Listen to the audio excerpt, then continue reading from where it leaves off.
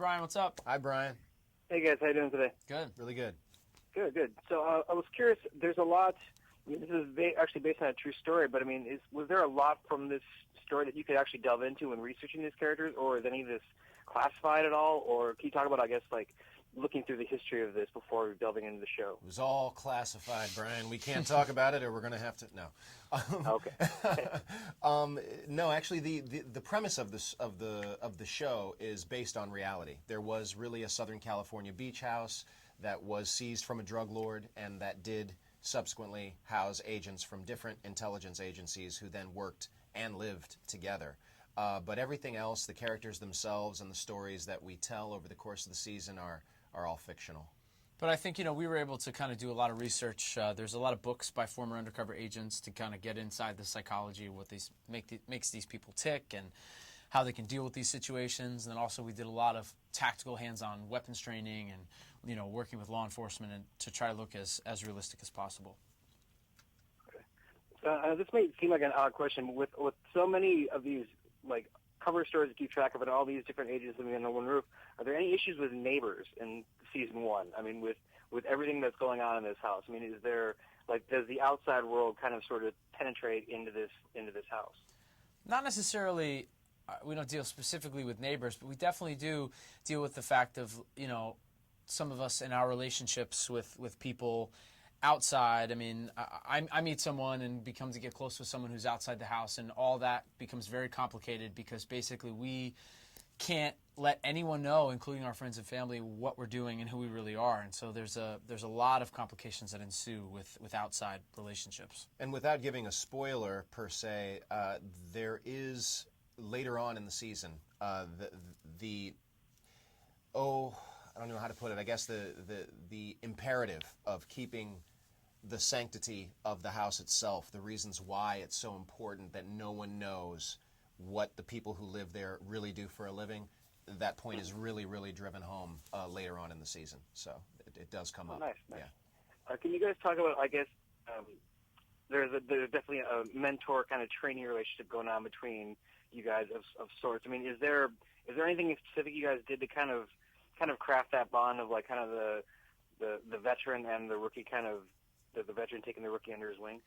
Well, I think immediately we hit it off, and Daniel and I are very similar actors in the type of work that we do. But also, I mean, Daniel's a couple years older than I am, and I kind of look up to him as a person and actor anyway. So that was kind of innate it reflected the relationship immediately. But also, it is a very interesting relationship between Mike and Briggs because, yes, they are mentor-mentee, but we learned very fast that they're both very similar and they're both very, very smart and working at a different intellectual level, and so they see that in each other. And it doesn't take very long for the playing field to be leveled for these guys, and then we move forward together, and it's really complicated and exciting.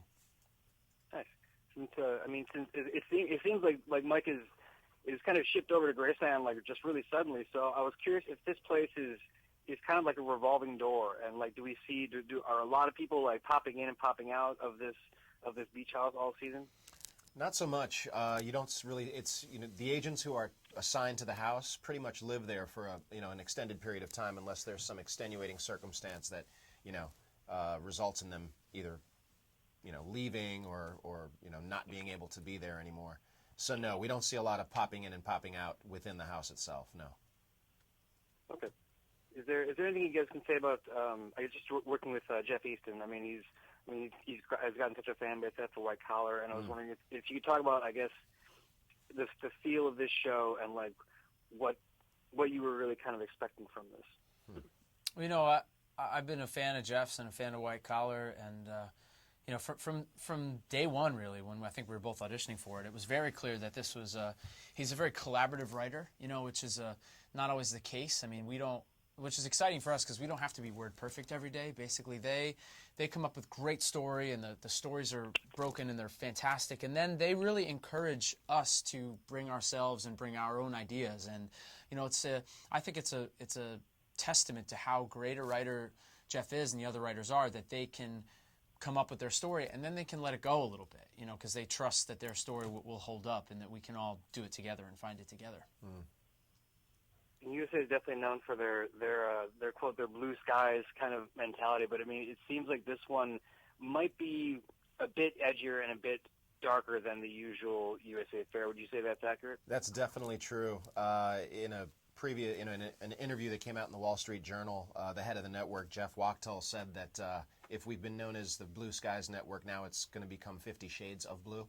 So I think that, I think that we're probably a slightly darker shade, still blue, Yep. but definitely a darker shade of blue. A little bit darker. Yeah. USA is trying to widen its demographic, and broaden its viewership, and I think they're trying to do so by putting out content that's a little bit edgier, where the story, the style of storytelling is a little bit different than what they have, put on the air so far.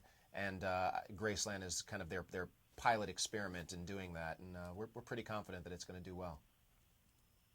Right, so are you guys already wrapped on this the whole season, or are you guys still shooting? No, we finished shooting in the beginning of March, so we've been waiting and can't wait for people to see it. We've been unemployed for months now. So I mean, just finally, what would you like to say to, I guess, just fans of the USA Network who might be looking for something different? Well, why they should tune into Graceland starting on Thursday?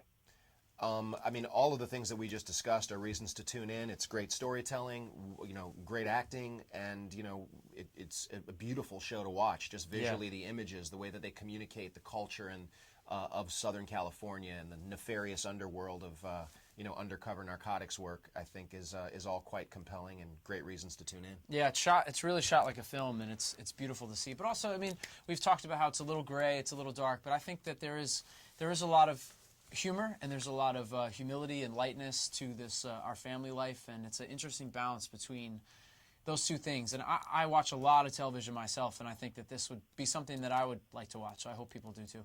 Also, Manny Montana takes his shirt off a lot, so for the female viewers out there, if they want to see great abs, you can tune in for that too. All right, great. Well, that's all I have. Thanks so much, guys. It was a pleasure. Thank you.